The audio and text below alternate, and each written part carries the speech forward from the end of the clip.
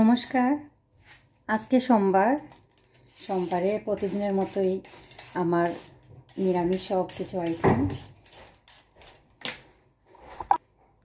আমার ফেসবুক পেজে থাকা সবার এত সুন্দর সুন্দর পোস্ট থাকে বা ভিডিও যা কিছু আছে, আমার এত ভালো লাগে। সবাইকে অসংখ্য ধন্যবাদ।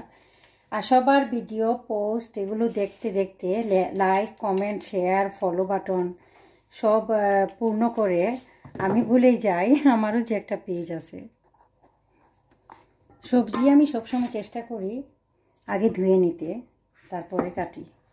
খোসা জাতীয় কোনো সবজি কাটার সময় এগুলো নিচে একটা পেপার অথবা কোনো পলিথিন দিলে কাটার পর এগুলো এটি তুলে ফেলে দিলেন, এক্সট্রা কাজ করতে হলো না।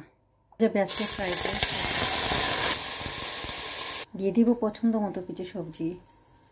এটা আমার ঘরোয়া রান্না, এই জন্য আমি তেল দিই না বললেই চলে। এই যে দেখেন,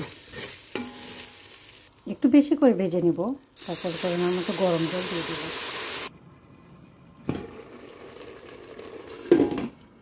হ্যাপি ফেস ফ্রাইড রাইসের সাথে থাকবে সব সবজি দিয়ে একটা তরকারি। চালটা 1 ঘন্টা ভিজিয়ে রাখলে 10 থেকে 15 মিনিট অথবা 20 মিনিটেই হয়ে যায় এই fried rice. Thank you everyone.